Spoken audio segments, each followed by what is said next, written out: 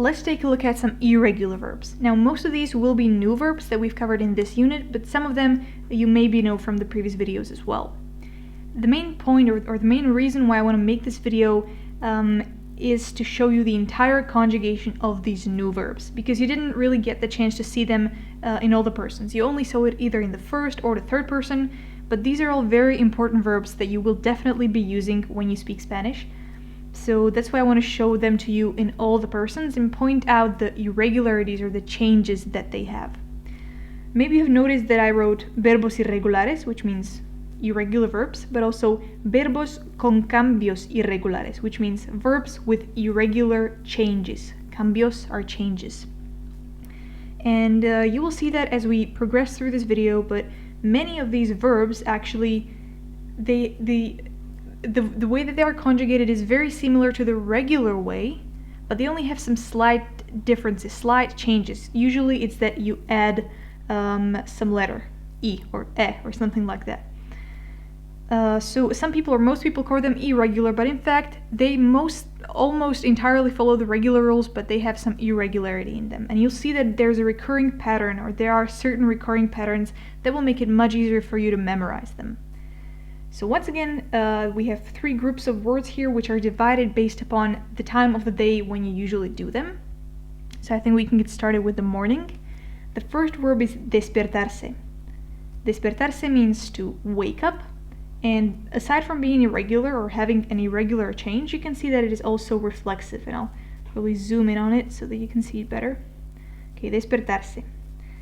When you have irregular verbs, the reflexive parts conjugate the same way as they do with regular verbs, so there's no problem with that. Mete, se, nos, os, se. Nothing changes there. Despertarse, however, has a change in, let's say, the root.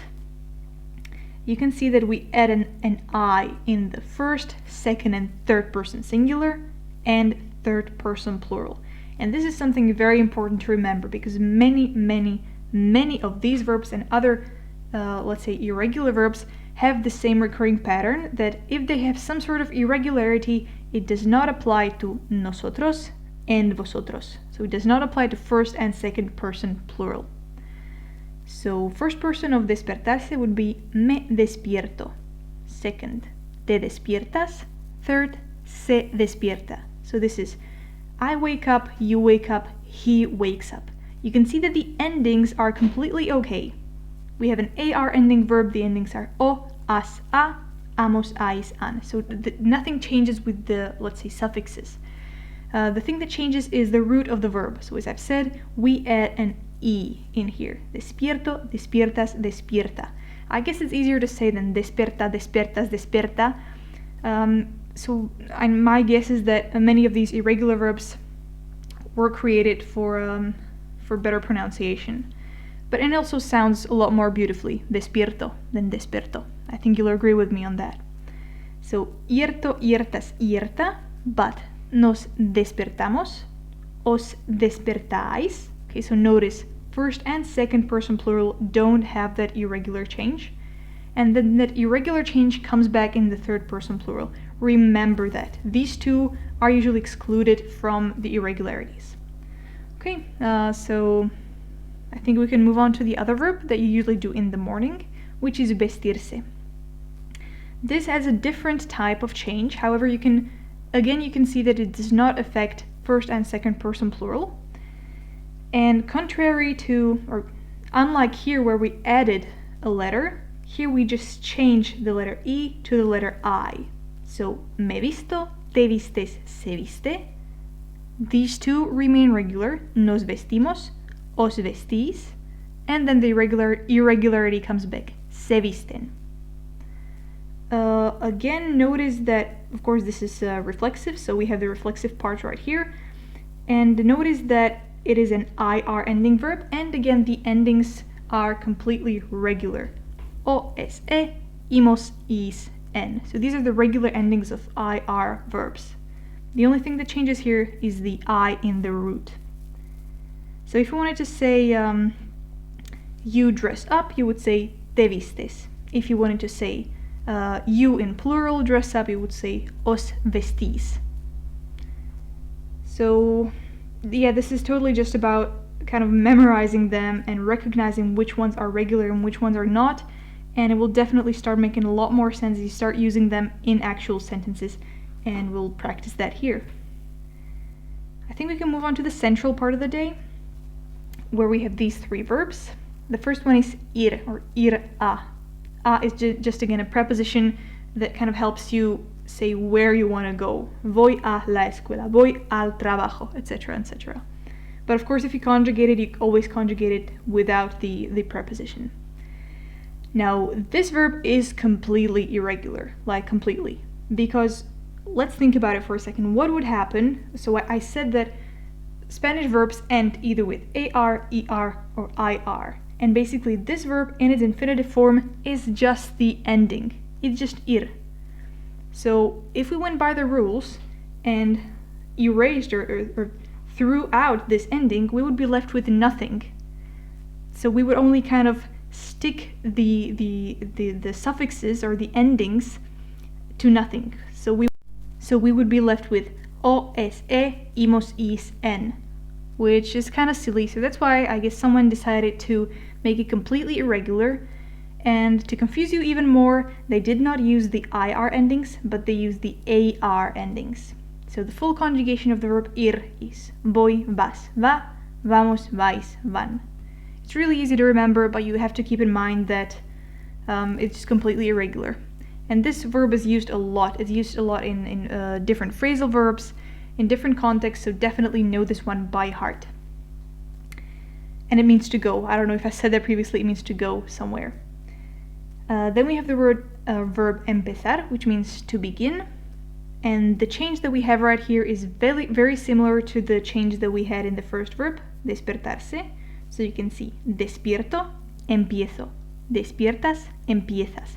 So the thing that happens here is that we add an extra letter, which is I, or I in Spanish.